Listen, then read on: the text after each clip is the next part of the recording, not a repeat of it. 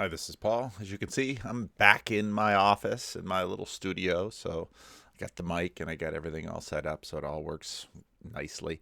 I very much do want to continue working on the American Protestant establishment, its demise, or rather its um, how it changed to become no longer religious or distinctly Christian. So I will get back to that maybe later today. I'll do a video on that. But I was listening this morning to The Rest is History.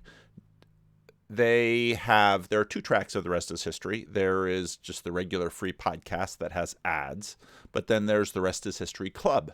And you can join the Rest is History Club by paying pounds. I managed to do it with a credit card, which translated my dollars into pounds. So I am a member of the Rest is History Club. And the Rest is History Club, you don't get ads, but you also get all of the episodes right away. And I saw that, and I thought, ooh, that could be fun. And didn't really think much of it. But now that they're actually putting out different episodes this week on Putin and the Soviet Union and Russia and the background and history of all this, I was really happy for it, because this morning as I was sitting in a gas line at Costco, because gas at Costco was $4.80, and over here at the Chevron, it's $5.50. So as I was sitting in the gas line, I thought it would be a very fitting thing to listen to the all about the Ukraine and Russia, as I'm paying almost $5 a gallon for gasoline, and really enjoying the fact that I could catch up on all of the episodes at once. I even thought, well, maybe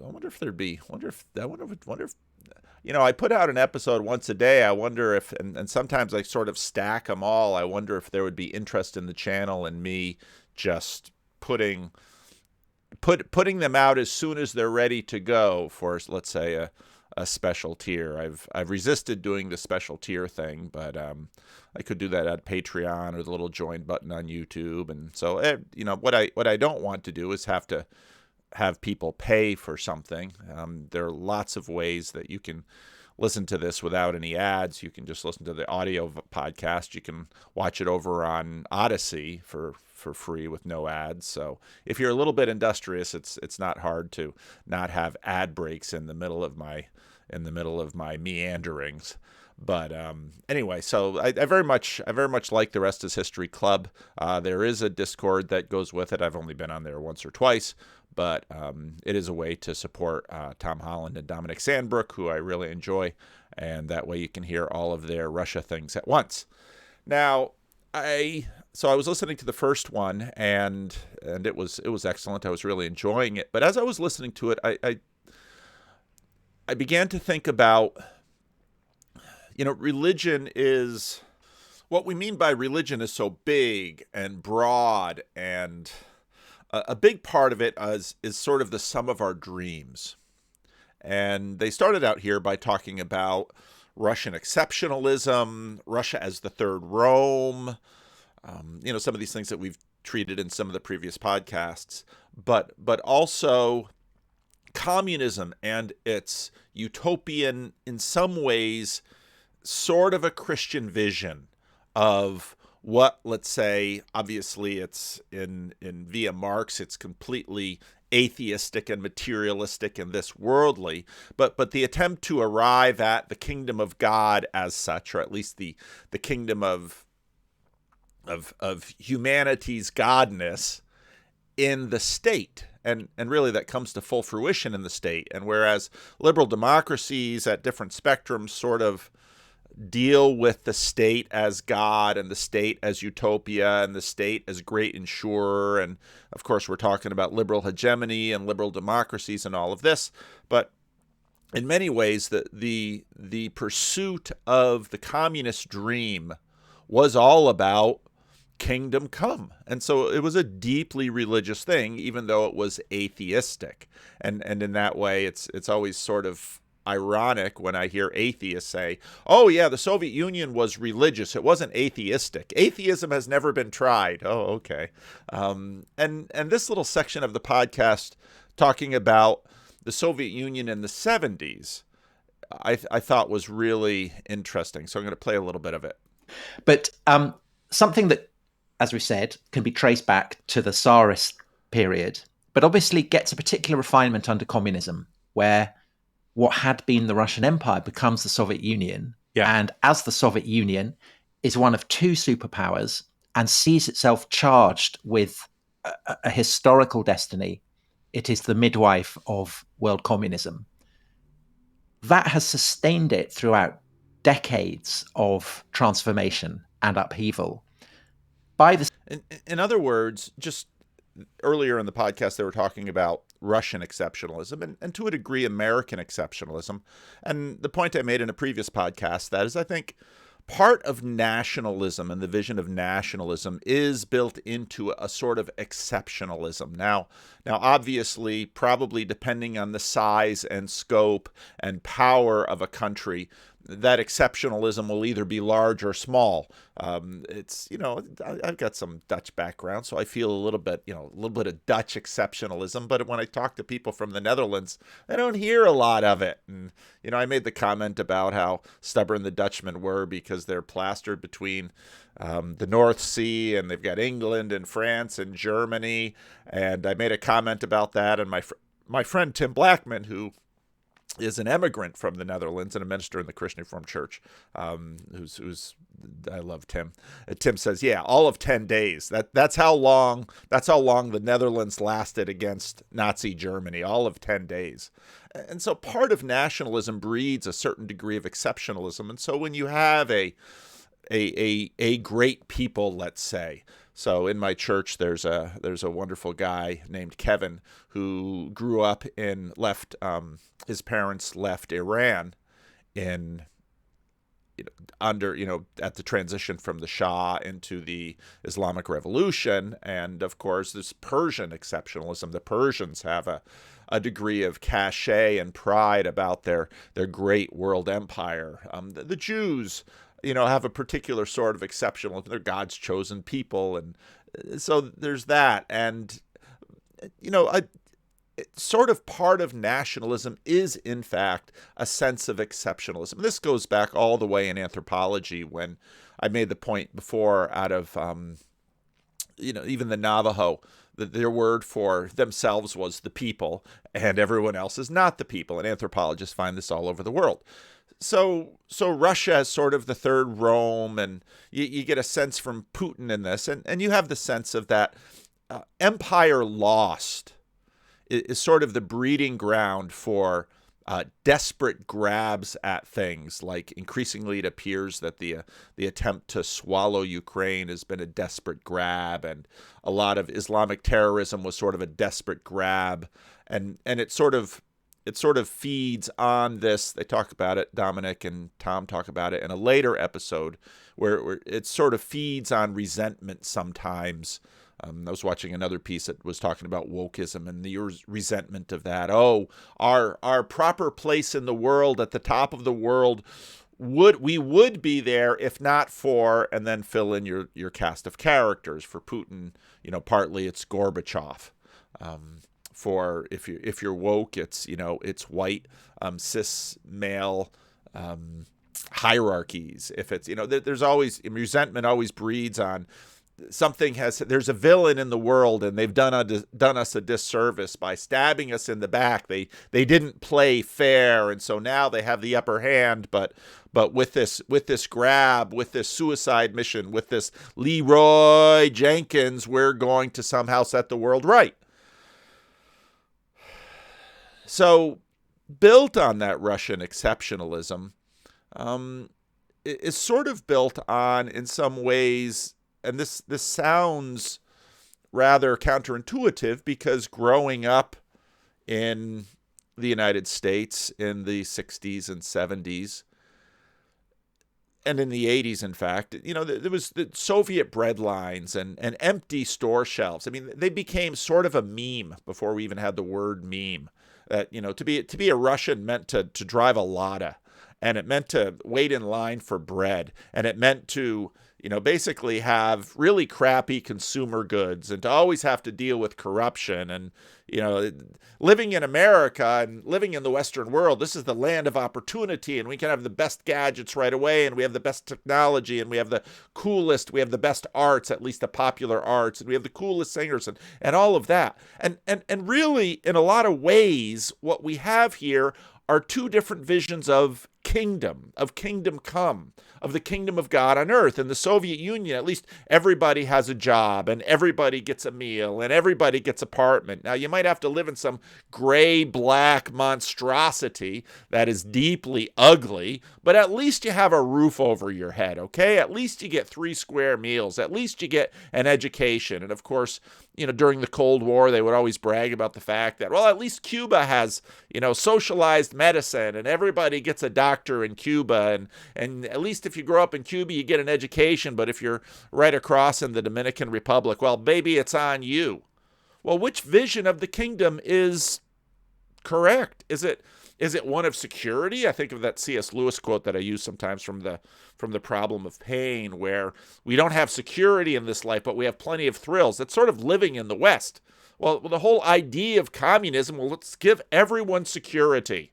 Maybe not everybody's going to have more than another, and you're not going to have fabulously wealthy people, but at least everyone will have security.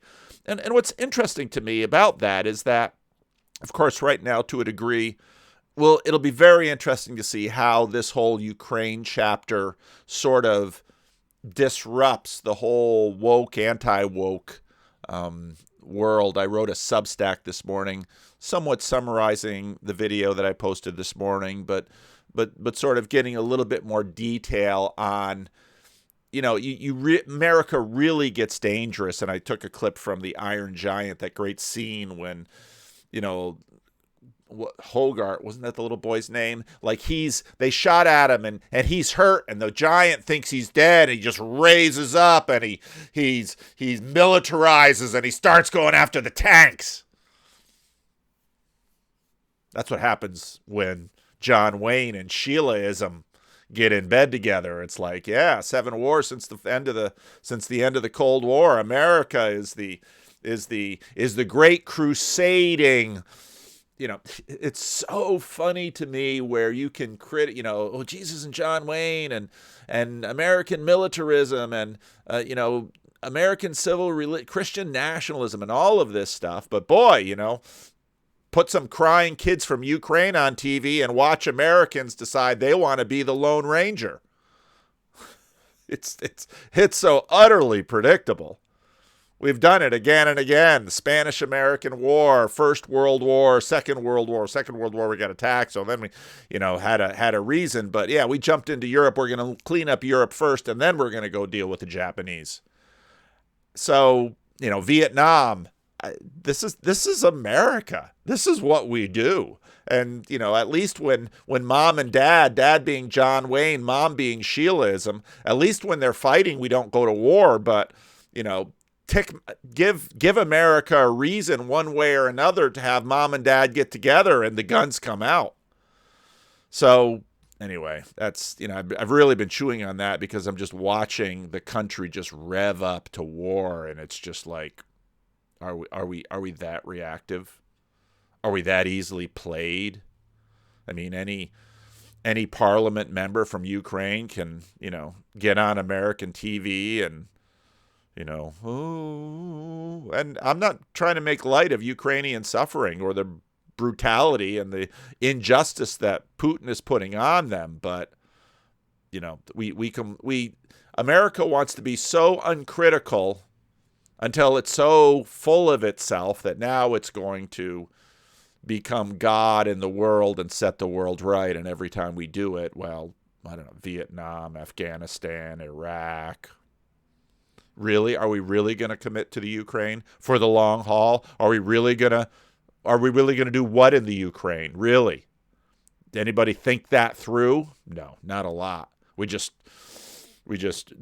mirror neurons get going and we want to bring justice, and yeah, justice in our own hands can be about the most potent drug around.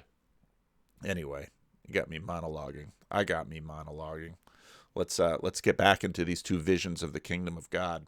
70s, when Putin is coming of age, called destiny, it is the midwife of world communism. That has sustained it throughout decades of transformation and upheaval. By the 70s, when Putin is coming of age, that sense of purpose and of destiny perhaps is starting to fade. It's the age of Brezhnev, a man with kind of insanely huge eyebrows and a kind of rigor mortis starts, Yes. isn't it? I mean, they're all kind of basically dead. They are constantly getting colds that keep them in their beds for 5 years. They wear nothing but overcoats. They wear things under the overcoats, Tom. Do they? I've never seen any evidence for that. Yeah, you're right. So it's always snowing. So what's going on? So Putin is born in Leningrad, St. Petersburg. And Holland just nails it. And those are memories from my youth, because you always see the military parades and you always see those old people up there above that wall, and it's always freezing out there because it's, the October there in Moscow would be cold, and they're all up there and the military parade is going by, and they're all old men. In 1952, and he's from a working class family. His parents work in a factory. Overcoats. They wear things under the overcoats, Tom. Do they? I've never seen any evidence for that. Yeah, you're right. So it's always snowing. So what's going on? So Putin is born in Leningrad, St. Petersburg in 1952, and he's from a working class family. His parents work in a factory. And he goes to Leningrad State University in 1970, I think, and he's there for... It's very, in that way, sort of the rough Canadians or the Americans from the West. It's, humble roots and up from the bottom. 5 years. And so he comes of age in the Brezhnev era, as you say.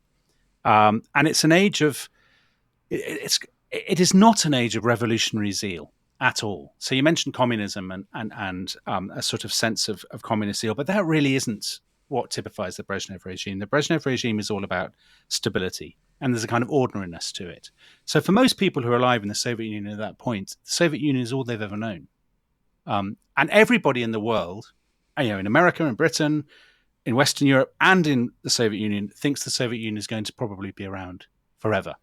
It is, as you say. And that's right. I remember in grade school in the 70s, and on the news, it was always the nuclear count. How many nuclear warheads does America have? How many do the Russians have? And, how many troops do we have? How many tanks do they have? And if it, as a little boy, grew up reading a lot of stuff from the Second World War. Of course, Vietnam War was kind of, that's not a good war like the Second World War. And so it's sort of fascinated and anxious and, wondering about this great foe that we have in the Soviet Union. One of the two superpowers. It's sclerotic. The economy is producing enough to keep people happy, so they're fed. They've actually got more consumer goods than ever before. Robert Service, in his History of Russia, says, I think he uses the phrase, most Russian workers had never had it so good as they had it in the 1970s. So they've got fridges, they go on holiday, life's okay. But relative. There's the vision, okay? You've got a refrigerator, you've got food in the fridge, chicken in every pot. You maybe you'll have a chance at a car. You have a secure job. You're going to have a pension. You're going to be taken care of. Is this the kingdom of God? Well, you see this mapping on to the current, at least before Ukraine, the struggle between Sheila and John, let's say, in America. But what about zest? I remember last time I was reading Plato's Republic. Relishes. They must have relishes. The particular translation of Plato's Republic, Well, we're mapping out the ideal city, and certainly they must have relishes. Well, will the desire for relishes sort of torpedo the kingdom of God? Relatively, they've never had it. I mean, they've never had it so good, but relative to the capitalist West, of course, it's falling economically. Further. They're starting to fall behind. And so here's the question: is it just security, or is it sort of opportunity / meaningful ambition and pursuit? And these tensions within Christian eschatology are not small, because in terms of the Bible, many of the you know, they're going to wipe away every tear, streets paved with gold. But one might, and this is in some ways in the anxiety of the atheists. If you go back and you watch The Good Place, you know, The Good Place, now it's been out long enough, and I think you can see the whole thing on Netflix. The end of The Good Place, here's a spoiler alert, the end of The Good Place is once again death and annihilation. And the argument being made by the atheists putting that together is we can imagine nothing that will finally satisfy our ambition. And so once we have everything, we'll get bored with it. And so then about the only thing that will give meaning to our life is the threat of annihilation. And for the threat of annihilation to be real, we actually have to have annihilation. And so the end of The Good Place has people just walking through a door into nothingness. And whoop, there it is. All of existence, poof, gone. And you hear that in the celebrity atheists with respect to, well, heaven would be boring because it would go on and on forever. Oh, so much for combinatorial explosiveness. So it's very interesting that in some ways what we have in the drama between, and there is, you know, if you go back and you listen to one of the early episodes on the rest of history, you know, there is a degree of, again, Christianity sort of suffuses everything underneath, and we have all of these children of Christianity, you know, picking different things. And so Marx's vision of, well, we don't believe in God anymore, so we're just going to have this materialist evolution that continues to go, and social and class struggle that continues to evolve. But is our final state stability and sufficiency, or is our final state meaningful pursuit of ambitious dreams? The prosperity, the apparent prosperity of the 70s is based on a fiction. So it's based on a sclerotic, incredibly complicated, top-down sort of system, you know, the sort of parodies of sort of state planning and tractor statistics and all that stuff. They're all rooted in truth. But it's also rooted in high oil prices. So high world, they're almost living a bit of an illusion.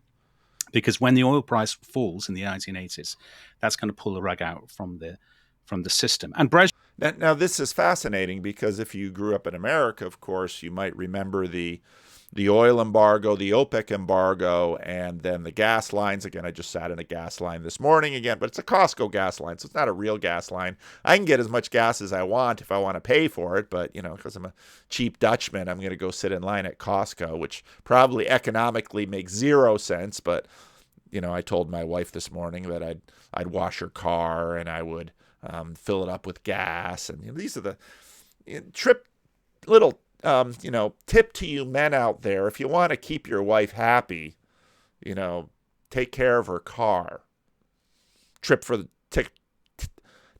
the ladies out there. If you want to keep your man happy, the way to a man's heart is through his stomach. You know, these are hackneyed old cliches, but there's a lot of truth to them.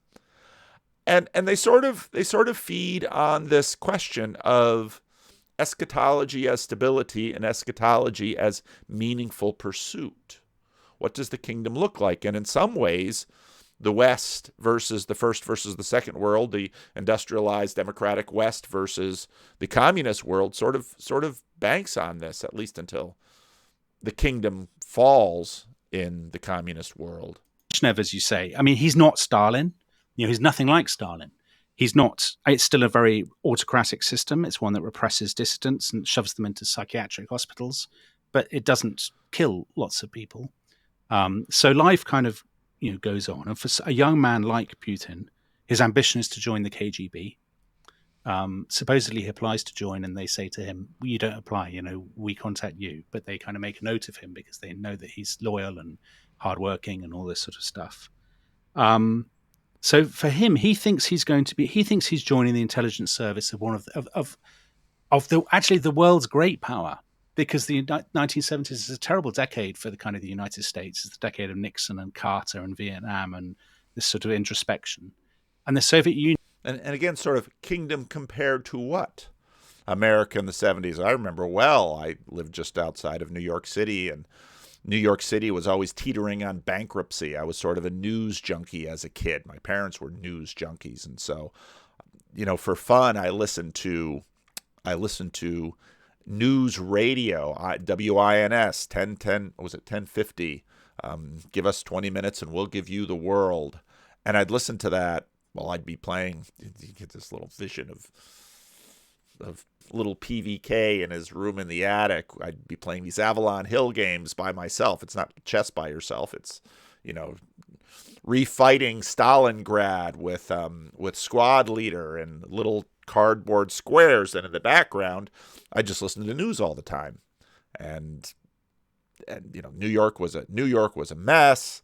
The economy was a mess. You had oil shock. Well, apparently all that oil shock in America was really a wonderful thing for Russia with all that oil. There's a sort of sense that the Soviet Union might even be winning the Cold War. Burying them, as Khrushchev said to. So I did a Freddie and Paul show. And again, hey, Freddie, I just mentioned our show. Freddie doesn't watch these videos. But, Freddie's always like, oh, when are you going to mention the Freddie and Paul show on your channel so more people will watch? Well, a couple of weeks ago, we had Fancy Nancy on, and she told the story of the Ripon bomb shelter. And she called me actually the next day, and because apparently one of her cousins listened to it, who was a little older and remembered a little bit better. But Nancy was talking about the Cold War and just remembered Khrushchev. We will bury you. And I guess that made a deep impression on little girl Fancy Nancy back in the 50s. And she remembers it well. Said to Nixon. So there's this sort of false image, I think, that people have about their own society in the 70s. And there are some people at the top of the Soviet regime. So in particular, the man who's going to succeed Brezhnev, who's a man called Yuri Andropov, who is the head of the KGB. There are some people who know that there are deep problems, that Russia has, when I say Russia, the Soviet Union has huge problems with alcoholism, with absenteeism. The meaning crisis. I mean, when I was listening to this, I was thinking, well, John Vervaeke in the Soviet Union would say, we have a meaning crisis. We have all of this alcoholism. We have all of this stability, but we have no meaning. We have no happiness. We have nothing to live for. Well, for some people, living is just stability and repetition. For other people, living is the pursuit of your dreams and rise or fall based on, that's sort of the plucky American independence.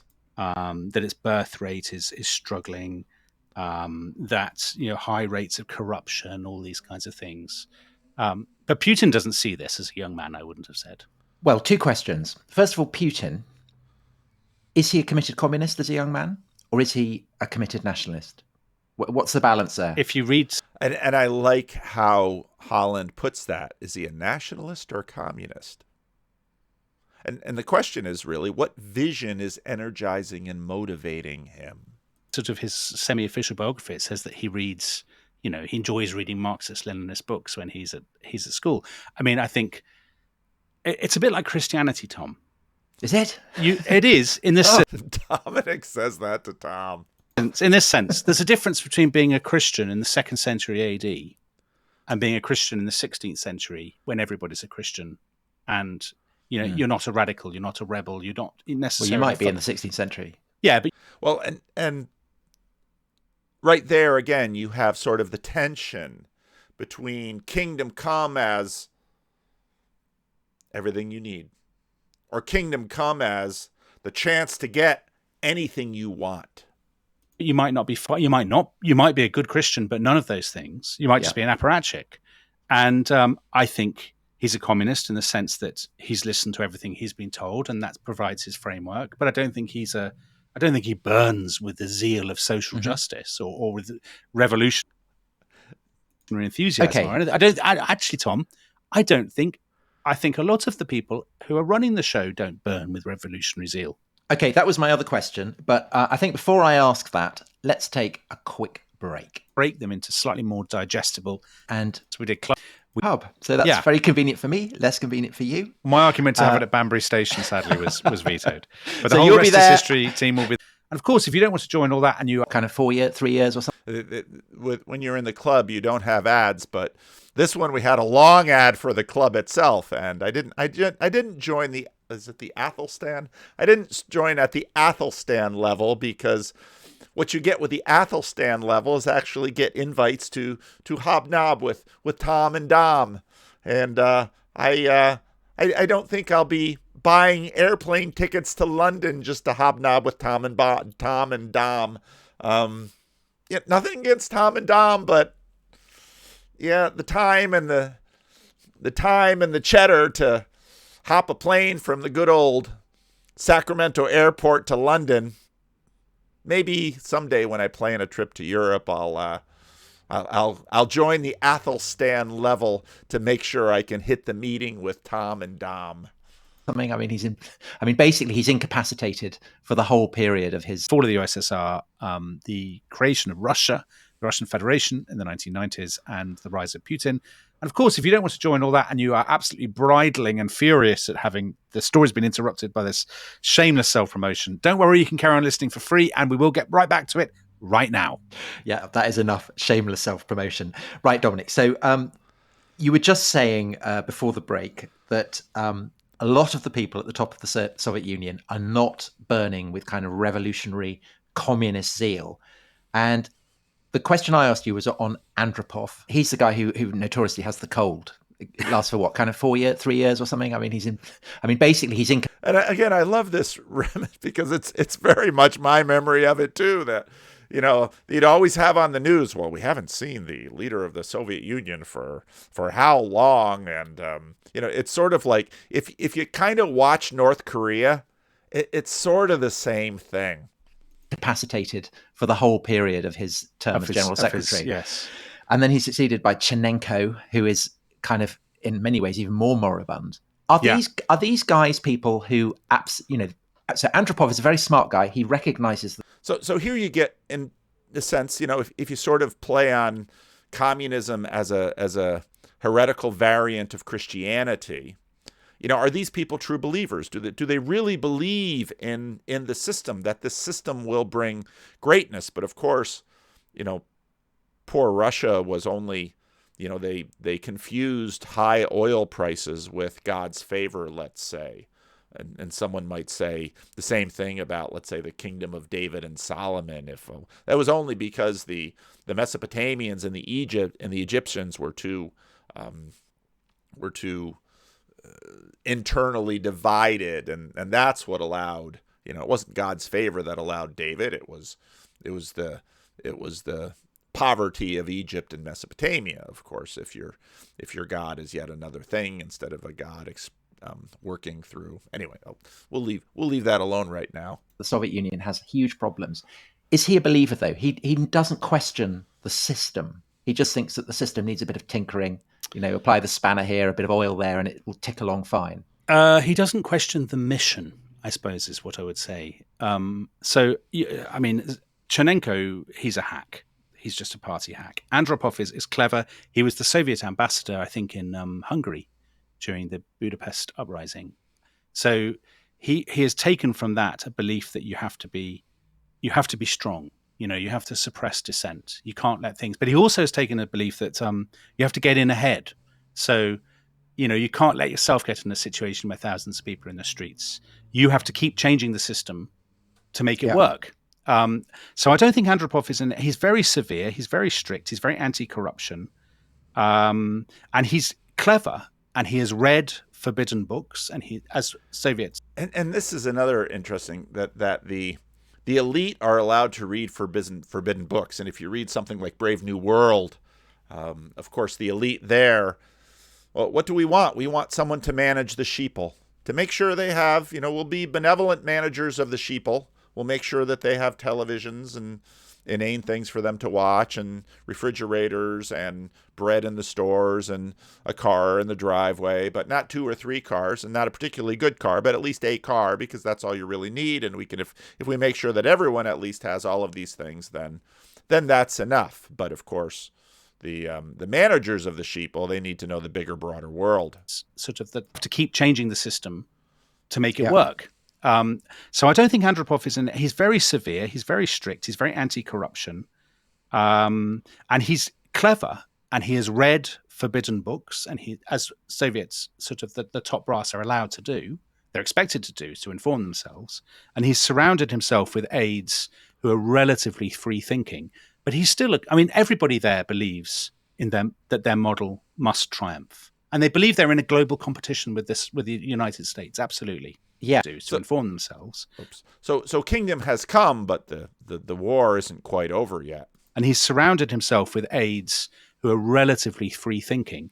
But he's still, everybody there believes in them that their model must triumph. And they believe they're in a global competition with They're true believers. United States. Absolutely. Yeah. And so he is, said he was head of the KGB. He's general secretary during the kind of the coldest days of the Cold War in the early 80s. Yes. So he is the guy who's in charge when Reagan is lambasting the Soviet Union as evil empire. Yeah. And it's 99 red balloons and 2 tribes. Which is very frightening, by the way, for the Soviet leadership. They think the Americans are going to attack them. Well, we did a podcast about this with Taylor Downing about nuclear war. They absolutely are terrified that the Americans are going to attack them first. And of course, we were terrified that they were going to attack us first. But yeah, so Andropov takes over. Brezhnev dies. Brezhnev basically died multiple times and was literally brought back from the dead. He's sort of resuscitated and dragged around as this sort of embalmed figure in the late 1970s. Andropov succeeds in November 82 and is there till February 84. And as you said, he's basically ill the whole time. They literally, on one side of his bed, there'll be the man with the nuclear briefcase. And the other side of his bed will be the nurse who's keeping him alive. Mm-hmm. And then he... Can you imagine the scene? The guy with a nuclear briefcase is like, what do you do? He dies. Now, the person he wants to succeed him is the crucial figure in this podcast. And for Putin, a figure of utter ignominy and shame in Russian history, as indeed he is for a lot of Russians. And that man is Mikhail Gorbachev. That's the man that Andropov wants to take over. But he doesn't. He's too young. So the other people on the Politburo, they bypass him and they get this old hack, Chernenko, who is another sort of... he's dying when he takes over. And I think about Ross Douthat's book Decadence in this, too. You have the sense of this generation that just won't let go of power, and sort of Eric Weinstein's ideas about the boomers here, too, that... we had Trump and Biden, again, 2 classic boomers, if you will, and they just won't let go of power. And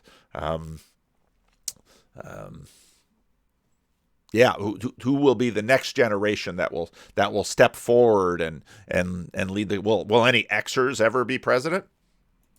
And he's there from February 84 to the spring of 85. So what was it about Gorbachev that Andropov had seen?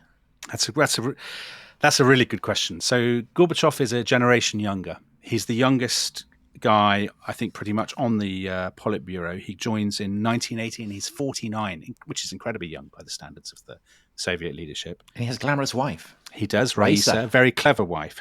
And so now we get the sense of, you don't imagine Brezhnev's wife, sort of leading the way, but now we have...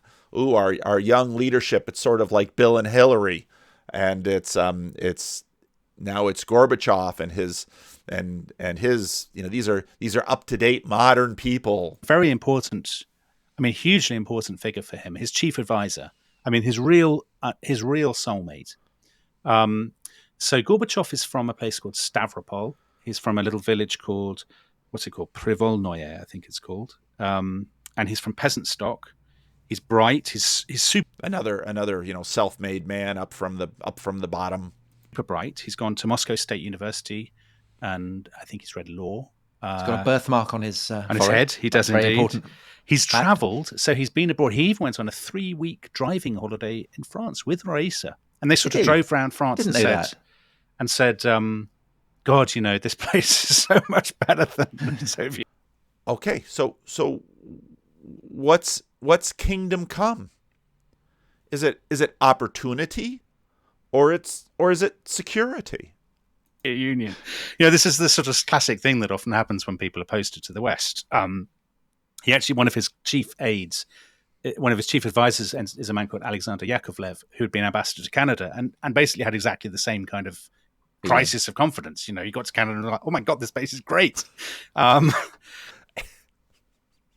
It's Canada. Well, maybe it's kind of like cold Russia. Maybe it's kind of like Western Russia. They're both northern and cold, and I've just ticked off all my Canadian listeners, of which there are not a few. But when Gorbachev becomes general secretary, Yeah. He's still a believer. I mean, just because he's got nice camembert in France, it doesn't Right, mean that absolutely, he thinks... Tom. Absolutely, he's a believer. He is idealistic, and this is one of the great problems with Gorbachev. Now, Gorbachev is a fascinating character because, of course, everybody listening to this, by and large, will think, "Oh, Gorby, nice guy, Nobel Peace Prize winner, top man." Of course, in Russia, he is regarded with absolute contempt.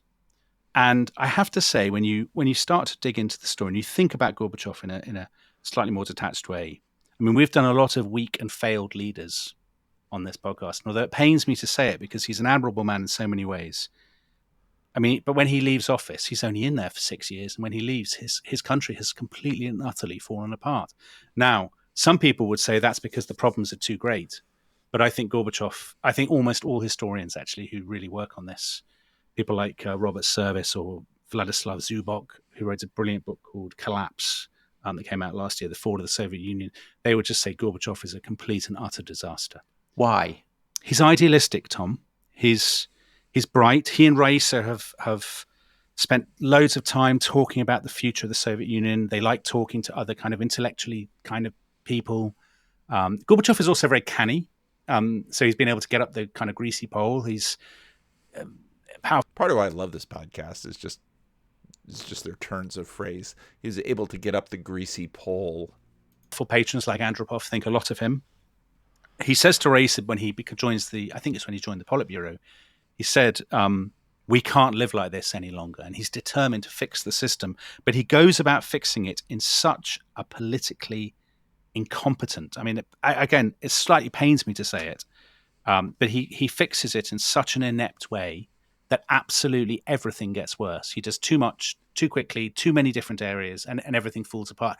And you said, was he a believer? He's absolutely a believer. So Vladislav Zubok brings this out really well in his book. He says, Gorbachev is obsessed with Lenin. I mean, this is so much like that. Your parallel with your Christianity stuff about people who would kind of Oliver Cromwell or somebody reading the Bible. And this is Dominic making this point. I mean, he's always given Tom a hard time about Tom's obsession with Christianity. This is Dominic. To guide them. Gorbachev has Lenin's sort of works on his desk, and he will sort of dip into them in the way that people sometimes dip into the Bible. He will dip into them to try and get inspiration for what he needs to do. And he is convinced that the Soviet Union has taken a wrong turn since the 1920s, and it needs to get back to Lenin's vision. He idealizes Lenin, and he thinks Lenin had a vision. It's a more democratic, free, open, creative. And if I can get back to that, we'll establish true communism, and then we'll turn this sort of sinking ship around, if you can turn a sinking ship around.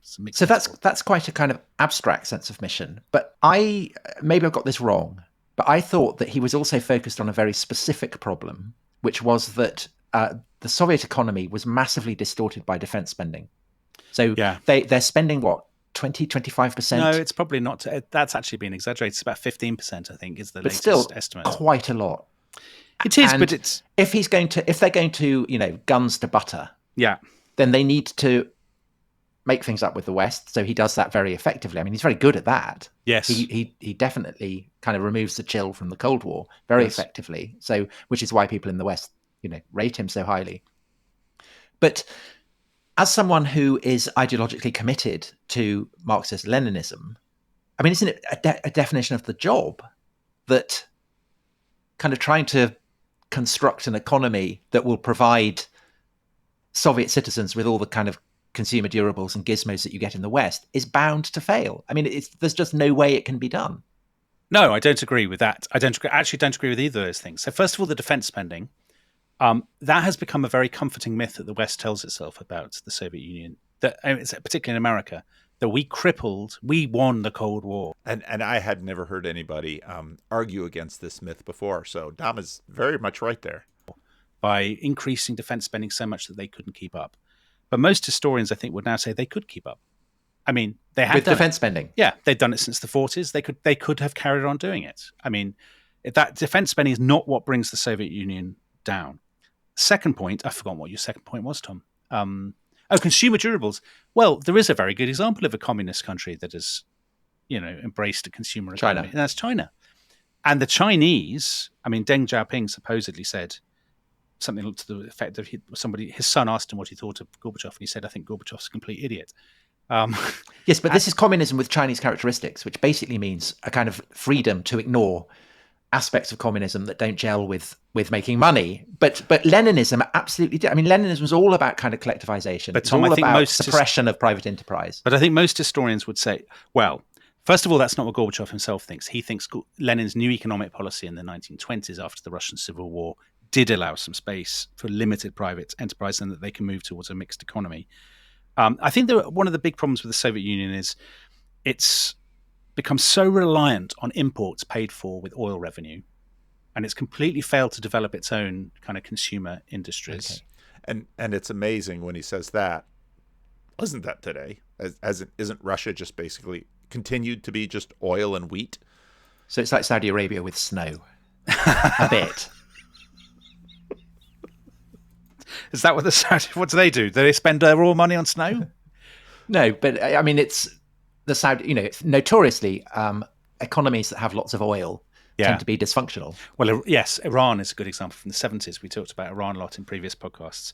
And I think, yes, it's incredibly dysfunctional. I mean, it's unbelievably complicated economy. When Gorbachev is given, they're talking about this thing called the law of state enterprise, which is going to be this law that's going to allow a little bit of more freedom for factories to keep their money and to invest it and this sort of thing.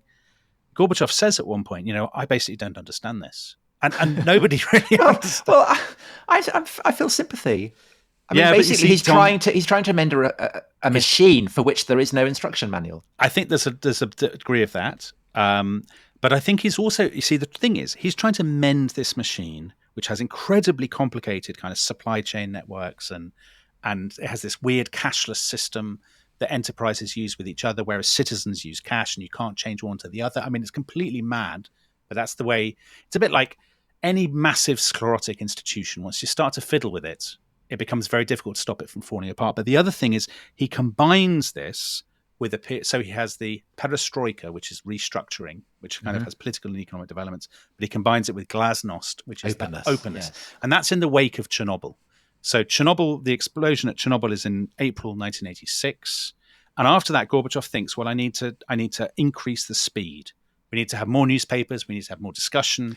And why does Chernobyl have that effect on him? Because I think he's shocked by the incompetence, by the cover-ups, by the ineptitude of the managers, by the way the atomic industry has been run, by their lies, all of that kind of stuff. Gorbachev, of course, he's complicit in covering it up a bit because he's the general secretary and he kind of feels like he has to. But he still thinks, okay, we just need to be more open and we need to be more creative. Crucially, one of the things he does now... His personality got the better of him. One of the things we haven't talked about at all, which is very important for understanding Putin, is the Soviet Union, and I know we have a lot of very kind of, to us, young listeners, the Soviet Union is not anything like a nation state, and it doesn't even really see itself as an empire. So it's got 15 republics, going all the way from Estonia. I mean, it's a mad state in many ways. It's existed, one form or another since the 20s, but it's got going all the way from Estonia to kind of Tajikistan. And the Russians are roughly about 50% of that, the Russian population. And there's always been the issue of nationalism. There's always been tensions in the Caucasus, in Central Asia, in the Baltics, and so on. And Gorbachev has this idea that by basically devolving a lot of power to the republics, I mean, devolution, Tom, what could possibly go wrong? Devolving power to the republics, that will invigorate the system. But at the same time, he wants to open everything up so people can debate things more freely. So that will obviously give nationalism more room to to flourish. Yeah. But he also combines that with an attack on what he sees as the corruption of the old elites. So the old elites. So I played most of it, but it's if you liked it, by all means subscribe, and if you really like it, by all means join the club. I have no regrets about joining the club, and they're delightful to listen to, and they're always good. But I very much wanted to bring up this idea as kingdom come, as security versus meaningful pursuit of opportunity. And you see that in the story of the old Soviet Union in the 1970s. So I just wanted to do a little video on that. I don't even know how long this is, but of course I meandered here and there through some other things, and I very much want to get back to the American Protestant establishment and the transformation of that into Blue Church or the Blob. So thanks for listening. Leave a comment. Let me know what you think.